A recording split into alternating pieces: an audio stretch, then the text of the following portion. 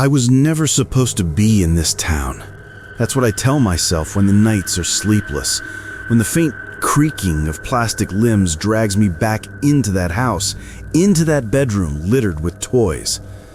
But life in America is like an endless highway. You take the wrong exit and sometimes you find yourself stranded in places you don't understand, places that were never meant for you. Friends, you enjoy listening to stories, but you don't subscribe to the channel or like the videos. I request you to please subscribe to the channel right now so that I get more motivation to bring you even more stories.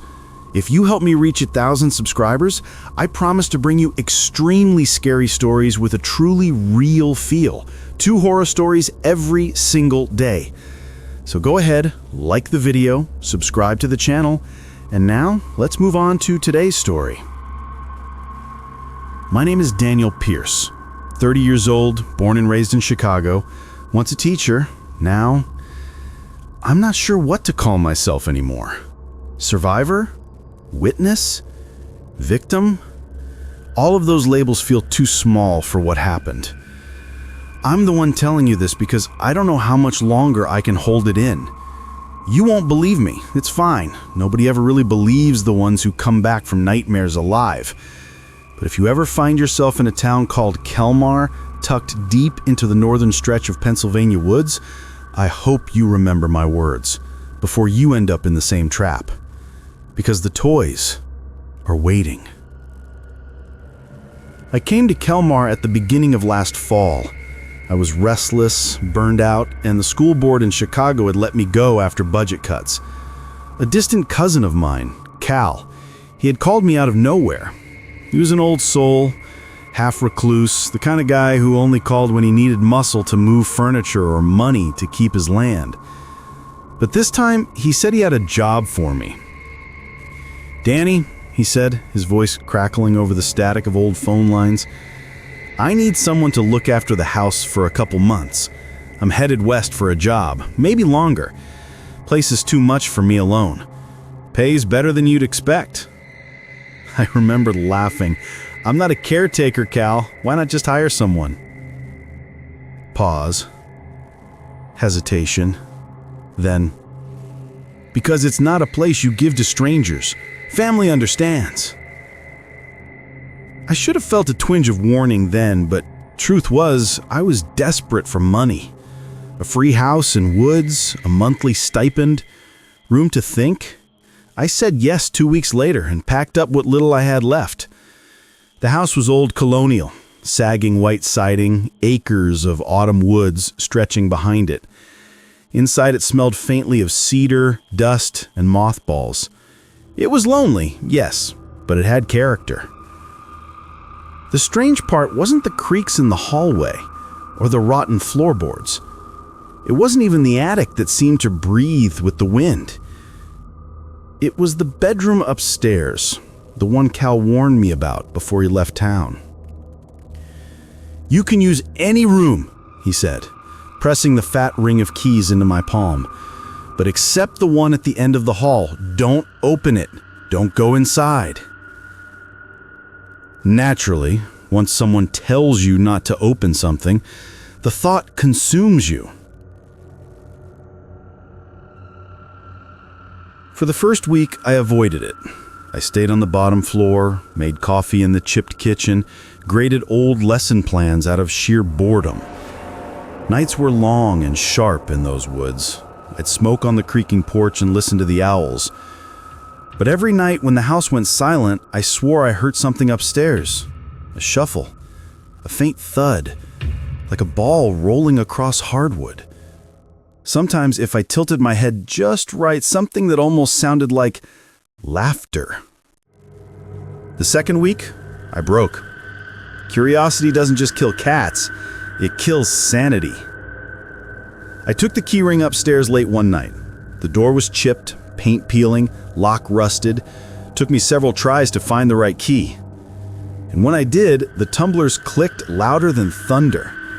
My heart beat hard enough to hurt. When I opened the door, the smell hit me first. Sweet plastic, like a toy store. The room was filled with children's toys. Dolls, plush animals, action figures, little cars, stacked on shelves, spilling from boxes, covering every corner. There must have been hundreds, maybe thousands. I stood frozen in the doorway, my mind trying to fit this place into Cal's life. Did he collect them? Did he... No, didn't make sense. Cal never had kids. The strangest part, though, was how new everything looked. No dust, no cobwebs. Items gleamed under the weak light bulb. Some toys had eyes so polished they reflected my face back at me, distorted and glassy. And then, just as I was about to step inside, I heard it. A voice. Not a groan voice, not the creak of wood or whisper of wind. No. A small, high, childlike voice that bubbled up from the center of the room. It was the voice of toys. "We've been waiting." I jerked back, fumbled at the door handle, slammed it shut so hard the frame rattled. I pressed myself to the wall, chest heaving, waiting for the bite of nightmare to fade. But the voice followed, soft and sing-song, muffled through the wood. "We've been waiting for your blood." I told myself I was overtired. Too much coffee, too much isolation. I forced myself to stay away from that room. But the house didn't let me. At night, objects started moving. Plastic soldiers lined up on the kitchen counter. A teddy bear sitting on the steps when I swore it wasn't there before. My phone once lit up in the darkness to reveal a blurry photo, a doll's face pressed close to the camera lens. I couldn't escape the sound either. Whispers through the walls. "Come play, Danny. Come bleed with us." I tried to call Cal, but the line went dead after a single ring, like someone sliced the call mid-air. By the fourth week, I started locking my door at night. But even then, I'd wake to rattles of the doorknob, to the sound of dozens of tiny plastic feet scuttling across the hallway. I didn't feel like I was alone in the house anymore. I felt like I was being bitten at, piece by piece, gnawed at by little teeth I couldn't yet see. It was the night of October 12th when everything escalated. That's when the toys didn't just whisper or shuffle, they moved. I woke around 3 a.m. to the sound of something rolling across my bedroom floor. My lamp was still on. I'd learned to keep a light running all night, like a child afraid of the dark. In that fractured glow, I saw it. A small red ball. It rolled deliberately, not randomly. It stopped just short of my bed. I froze, holding my breath. Then I saw the shadow near the dresser, low to the ground, squat and sharp-edged.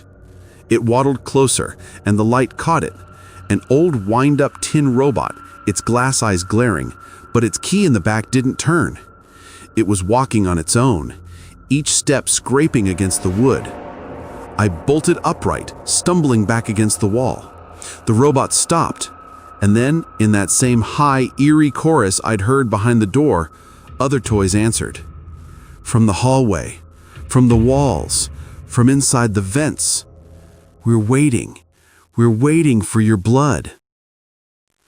The next morning, I drove into town, pale and shaking, half insane from what I'd witnessed. Kelmar wasn't exactly bustling. It had a single diner, a hardware store, a post office, and rows of withering houses that looked like they hadn't been painted since the 1950s. At the diner, I asked the waitress straight out, "Do you know anything about the house on Miller Road, the one up near the woods?" The way her smile fell told me enough. "You're staying there?" she said carefully. "That place should have been torn down years ago." "Why?" I pressed. But she just shook her head. "Don't go poking too deep. Folk don't last long in that place. Your cousin should have known better." When I asked her what she meant, she turned away, refusing to look at me again. On my way back to the car, an old man from the hardware store shuffled over. He leaned heavy on his cane, his breath sour with chewing tobacco. His eyes locked on me with a grim knowing. "You've heard them already, ain't you?" he rasped. My skin chilled. The toys? He spat brown juice on the gravel and shook his head. Ain't toys, not really. They're what's left of them. Who? I demanded. His jaw worked, but his voice dropped to a whisper. Children. The missing ones. That night, I couldn't stop thinking about what the old man said. The missing ones. I searched through Kelmar's local library microfilms and archives, dusty yellow pages held together by staples that felt ready to rust through the paper. And there it was, article after article. Children gone missing across Kelmar for almost a century.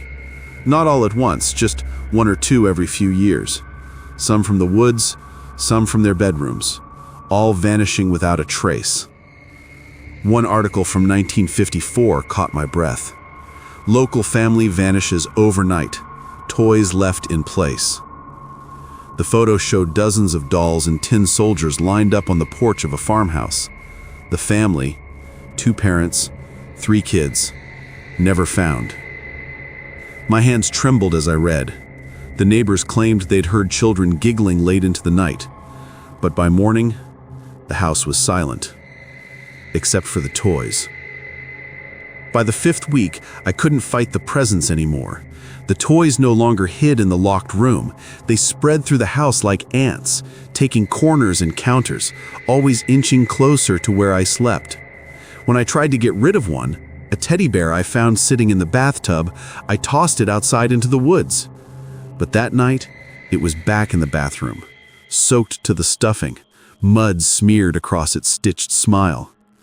The house itself began to shift.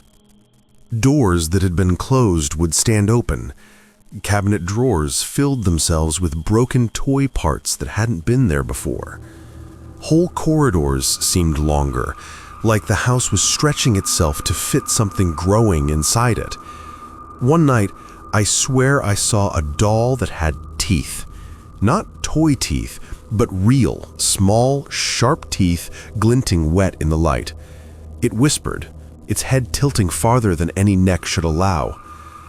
"We were children once too. We're lonely. We want you to join." By mid-October, I knew it was coming. The night the door at the end of the hall would open fully. Not because of me, but because they wanted it open. And sure enough, I woke one midnight to a sound like nails scraping at wood. I staggered out into the hall, heart hammering, and froze. The door, the one Cal told me never to open, was wide open. Inside, the walls pulsed with faint red light, like a heartbeat behind plaster. The toys weren't scattered anymore. They stood in neat rows, facing me, plastic and fabric faces all turned toward the doorframe as though waiting for an audience. And when I stepped closer, they began to move. Not hurried, not clumsy, but together, in unison, a march of hundreds of small hands and feet clicking against the boards. At the center of the room stood something taller, a shape built from toys themselves, dolls sewed together, action figures fused at the joints, rubber heads twisting on spindly necks. Eyes gleamed from every corner of its body. A chorus of voices rose at once, shrill and inescapable. "We've been waiting, Daniel, waiting for your blood." I should have run that night. I tell myself that every day now. When the door opened on its own, when the toys marched in perfect step, when their voices filled the room like a hive of wasps, that should have been the end. But it wasn't, because I couldn't move. My body locked in place, my feet rooted to the wooden floor, as though the house itself held me there. The creature of stitched toys at the center lurched forward, each of its many faces whispering a different word. Some begged, some screamed, some laughed. Altogether, it sounded like static coming alive. I didn't breathe until its shadow stretched across my chest.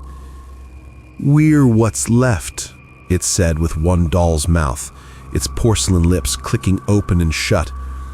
"Your turn, Daniel. When you bleed, you'll stay. Somehow, I tore myself free. I remember slamming the door, throwing my weight against it, fumbling the key into the lock until the tumblers clicked. Behind that thin slab of wood, the whispers turned into a shriek loud enough to rattle the light fixtures. The toys wanted out, and I had only bought myself time. The following day, I packed. Bags, my car keys, everything I owned. I barreled down the country road toward the nearest exit out of Kelmar. But when I hit the junction, something impossible happened. The road looped me back. No matter which direction I drove, east, west, north, or south, I always ended up in front of that house again. Engine wheezing, tires hot, gas burning low, I circled hours trying every turn, but the woods never ended. The town didn't reappear. It was as though the house had sealed me in. By evening, the car sputtered empty on the gravel drive. I climbed out, staring at the house glowing faint orange under sunset, and I knew then, in a way deeper than fear, that this place was alive. It had me. That night, a knock rattled the front porch, nearly jumped me out of my skin. When I peered through the cracked blinds, I saw the old hardware store man. His cane tapped slow, his eyes hollow. I opened the door fast, dragging him inside. "You know what this is! Tell me how to stop it!" He eased into the chair and spat into a paper cup. "Ain't no stopping it, son. Place been here longer than we have. Longer than the whole damn town. Folks whisper it was built on ground where children were sacrificed. Some god older than Christ himself, fed with their laughter, their bones. That god's still hungry." He leaned closer, and his whisper stung like vinegar. "Blood makes it stronger, but it don't want just anyone's." "Then why me?" My voice cracked. The old man's eyes twitched toward the ceiling, toward the locked room above. His voice lowered to a rasp, barely audible over the creak of floorboards. "Because you opened the door." After he left, I still don't know if he truly walked away or if the house swallowed him. The nights blurred into one long siege. I barely slept. I hammered boards over windows, only to hear the plastic scratching, the faint squeals of rubber shoes on glass. When I locked my bedroom door, I'd wake to find scratches on the inside, rows of little gouges arranged like letters, forming one word over and over. Bleed. Come play, bleed with us, stay forever. Tonight, as I write this by candlelight, I feel it strongest of all. My arm is covered in tiny scratches, though I don't remember making them. When I looked in the mirror earlier, one of my eyes didn't quite move with the other. Behind me, in the reflection, a row of dolls stood smiling where no shelf exists in real life. They're getting in, not just the house, but into me. Every time I blink, I see flashes of children's faces stitched into plastic skin, their mouths open, crying silent screams through buttoned lips sewn shut. Every time I swallow, it tastes like plastic and dust. I think my blood is already theirs. I can hear them on the stairs now, hundreds of them, tiny hands slapping the steps in rhythm. The door I locked is rattling like a drumskin, each strike harder, sharper. I don't think I'll see morning. If anyone ever finds this, don't come to Kelmar. Don't even drive near Miller Road. And if you hear the sound of a ball rolling across a floor at night, run. Don't look back. Because once they start whispering, it's already too late. The moment the door gave way, the sound was deafening. The hinges tore with a scream of metal, the lock snapping in half like a brittle bone. I staggered back, candlelight trembling in my hand as the first wave poured through. Toys. Hundreds of them. They didn't stumble or trip, didn't act like mindless objects. They moved in perfect rhythm, an army of small arms and crooked smiles. Porcelain dolls with chipped faces, tin soldiers stained with rust like dried blood, crawling plush animals with seams splitting wide. The tallest creature followed, still stitched of hundreds, towering, a grotesque marionette pulling itself forward with jerking grace. Its many faces spoke in chorus, a chant that was both childish and demonic. "Stay, Daniel, give us your blood, give us your life." My body shook violently, but flight was impossible. The house bent reality itself, trapping me. So the instinct left was fight. I hurled the candle into their ranks. The flame caught a bear's stuffing, burning hot and sudden, spreading across its synthetic fur, releasing a scorched plastic smell. The toys shrieked, not with pain, but like they were amused. Dozens lunged through the fire toward me. Tiny china hands scratched at my shins. A doll bit my ankle with real teeth. I slammed my fist down, shattering its head, for another to leap onto my shoulder. They wanted to drag me down, inch by inch, smother me until I drowned in them.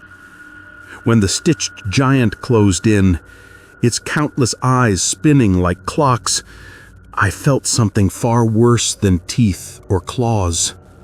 Its presence pushed directly into my skull. Images exploded behind my eyelids. An endless field of children, their skin stitched with seams, their limbs jointed like dolls. They sat in circles, rocking back and forth, chanting the same words, "Bleed, bleed, bleed." And above them, in the sky of that vision, hung a shape larger than any mountain, a thing wrapped in shadows, with countless arms reaching downward, a god or something older. Every child below was a sacrifice, their laughter and blood keeping it satiated. That's when I understood. The toys weren't just haunted objects. They were bodies, containers. The children of Kelmar, those who disappeared, had been changed, reshaped, and bound into endless playtings for the thing that hungered. And now it wanted me. I don't know where I found the courage to speak, but in the center of that siege, lungs burning with smoke, I shouted, take me if you want, but let me speak to it myself." For a moment, everything stopped. The toys froze, their glassy eyes swiveling toward me. The stitched giant tilted its head, dozens of mouths smiling at once. Then the floor dropped away. I fell, not through boards, but through something unseen and endless, straight into that other world I'd glimpsed. I landed on black soil beneath the gaze of the ancient shadow. Its arms stretched out across the sky, and where its head should have been was only a maw, pure and endless, dripping darkness like blood. "Why resist?" it asked, not through sound, but straight into my bones. "Children make the purest vessels, but you will join them, and I will be stronger." And in that abyss of fear, something inside me snapped the other direction. No, I won't join. Instead, I tore at my own palm, smearing blood across the soil. The toys had always wanted blood, always fed on it, but never had I given it willingly. That was the secret. The ground itself began to quake. The shadow's arms recoiled as though burned. The children toys around me shrieked, their seams bursting with light. The god screamed fury into my skull. "It will not end. You cannot end it. You've only delayed what must be fed." And then I was back in the house. The stitched giant howled, its many mouths splitting open in unison. The toys lunged again, but now my blood marks glowed hot on my hand. Wherever I struck them, they crumbled, not into pieces of plastic, but into ash that smelled like old paper. For the first time, they were afraid. I dashed through the smoke, down the steps, into the basement. I knew what I had to do, the only way to buy myself time, maybe buy the world some time. The old furnace roared to life as I emptied every can of gasoline I could find. My hands shook as I lit a final match. The house screamed. Yes, the house itself, as fire engulfed the walls, devouring the toys, cracking porcelain, melting rubber. Their cries rippled like a stadium of children wailing at once. I barely made it out alive, stumbling into the woods, choking smoke billowing behind me. The Pierce house, or whatever it had really been, collapsed glowing red beneath the October sky. That was a year ago. I left Kelmar on foot. Somehow, the next morning, the roads aligned again. I walked until a trucker picked me up on Highway 55. When I turned back, the town wasn't there anymore, like it had slipped into smoke.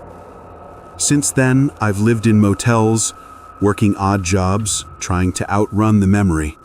But the truth is, I didn't destroy it. I only delayed it. Sometimes, in the silence of night, I hear it still, a faint tapping, like little hands scuttling across tile. Sometimes toys appear where I never placed them, on counters, in bathrooms, at the foot of hotel beds. I see children's faces when I blink too long, their lips whispering the same words. We're still waiting, Daniel, waiting for your blood. And I know one thing for certain. The God isn't finished. The fire only burned the house. It didn't burn them. One day soon, the road will lead me back to Kelmar, back to the toys, back to the thing in the sky that wants to play forever. And when it does, I don't know if I'll fight or find